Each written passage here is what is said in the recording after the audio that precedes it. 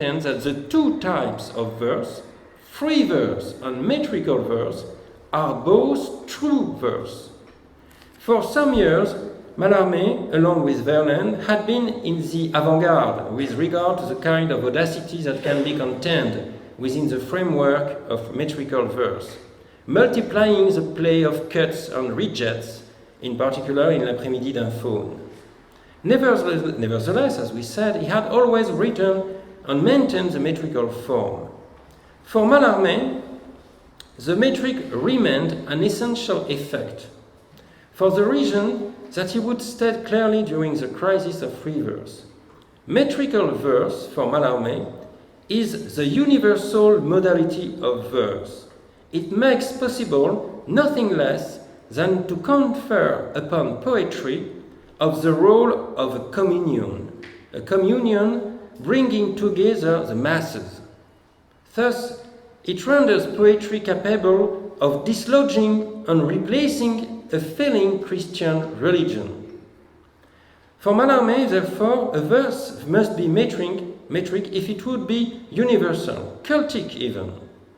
For Mallarme is the last inheritor of an early romanticism, that of Lamartine and Hugo and Victor Hugo, of a project that appears hubristic to us today, but which he never really renounced, that of a religion of art, to succeed the old Catholic religion.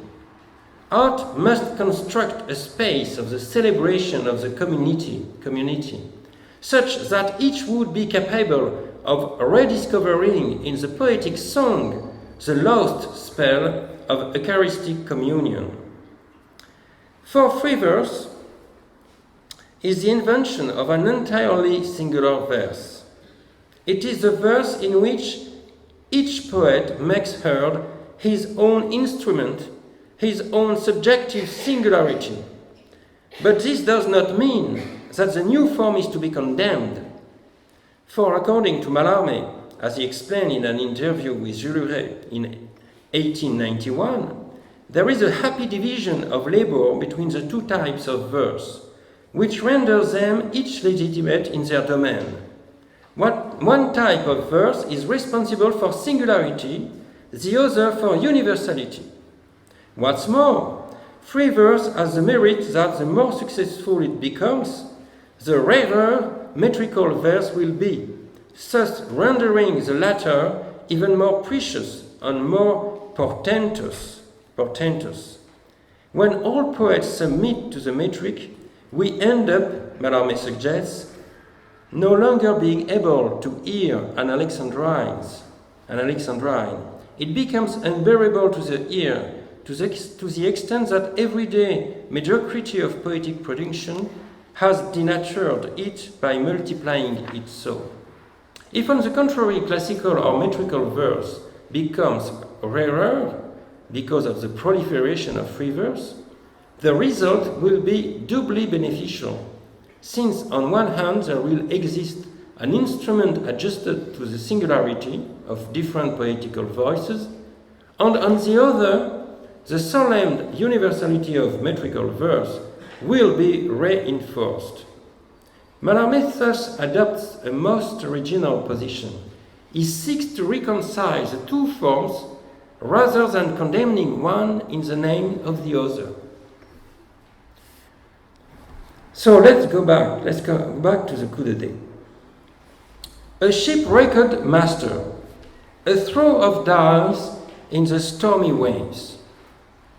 All this becomes clearer, in fact, once we are aware of the context of the crisis of verse. For the master of the ship is surely poetic matter. In French, master is said le maître. In French, maître is said le maître. Master is le maître AI, written I. Maître is le maître, written I. So, the homophony is the same. What can we understand? The master is the maître. Le maître est le maître. And In the process, the master is the meter in the process of being drowned by tumultuous waves that are none other than the segments of the text exploding onto the page of the coup de dé. These fragments of text have all the characteristics of free verse, exacerbating its refusal of classical form. It is free verse in the coup de dé that submerges meter.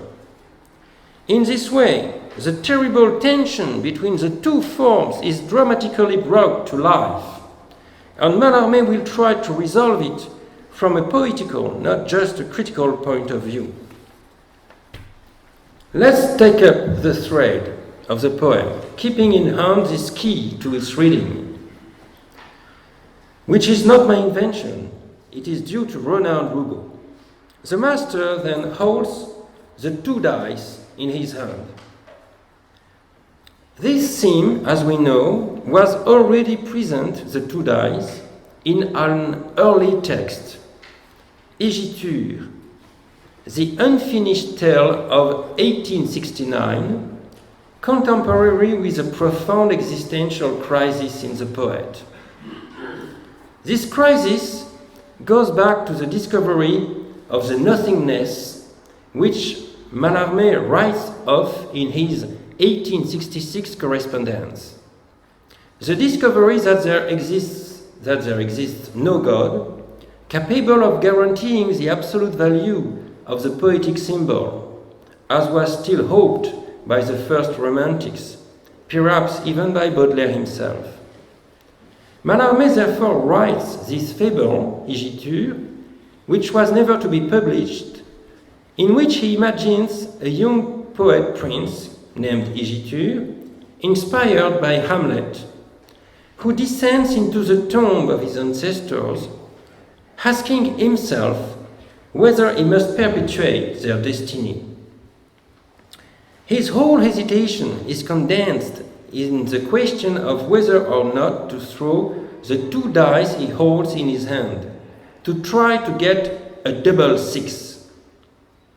These ancestors represent the line of poets whose heir Mallarme wishes to be.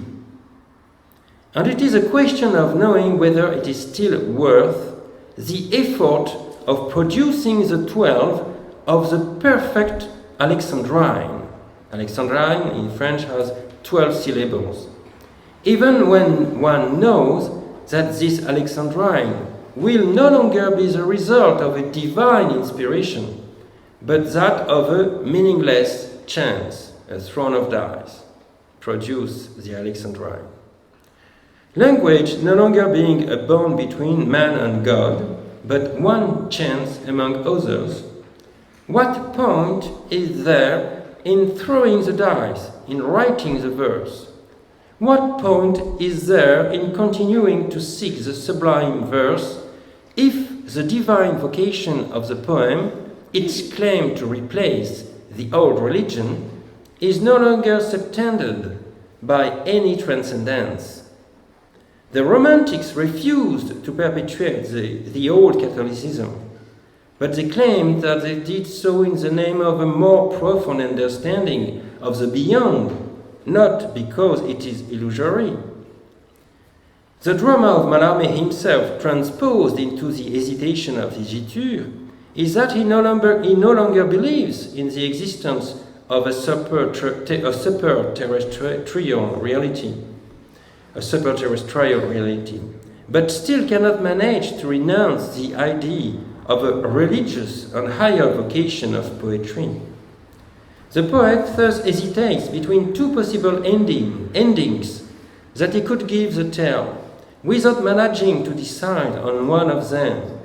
When the unfinished character of this fable, either Égiture throws the dice and provokes the derisive anger of his ancestor.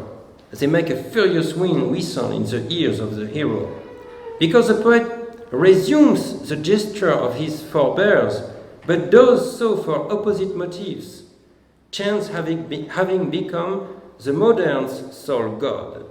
Chance is God. And the other ending proposed in the manuscript, Égiture keeps the die in his hand, without throwing them, and proceeds to lie down upon the tomb of his ancestors. There is already in these two endings the opposition between a kind of Sartrean solution.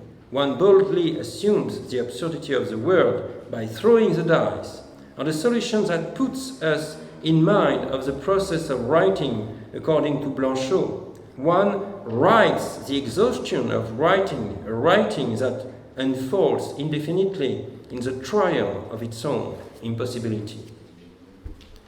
Égiture, as we have said, is to be read in relation to Hamlet. For the 12 is also represented by the midnight of the decision in the tale. A midnight evoked in Égiture by the presence of a clock in the hero's chamber. A decision at once fatal and impossible that must separate an absolute before and after, and which, because of its own radicality, seems inaccessible to any resolution. Now these themes are manifestly taken up once more in the coup d'etat, nearly 30 years later. The master hesitates in the coup d'etat to throw the dice. As we said, this is his sole action in the poem. He hesitates. He wears a cap and a feather, like that which Mallarme says in a text in Divinization, will always symbolize the Prince of Elsinore, Hamlet. The Mallarme of 1897 thus comes back to this thematic from Égiture, from 1869, because he understands that in the coup d'etat he will be able to transfer the theme of the depths of a verse guaranteed by the divine, to the crisis of free verse. The master must throw the dice to know whether he will produce once more a universal metrical verse, or whether everything will be lost to the chance of non-metrical verse, the representative of subjective temperaments, lacking all necessity of different poets. It is the same crisis of nothingness that is at play across the distance of decades, and which in 1897 directly compromises the future existence of the poetry practiced by Mallarme. For Renard and Roubaud, this verse Mallarme seeks, this matter that would resist chance, this result of the throne of dice, this unique number that cannot be another, is the same in the coup d'etat as in Égiture, the Alexandrine, the double six. The coup d'etat, apparently as far as can be from being metric, would thus paradoxically be a defense of the Alexandrine. The final proposition of the poem can thus easily be understood. The second clauses. Nothing of the memorable crisis will have taken place but the place, except perhaps a constellation. Nothing of the memorable crisis will have taken place. The memorable crisis is the exquisite crisis of free verse.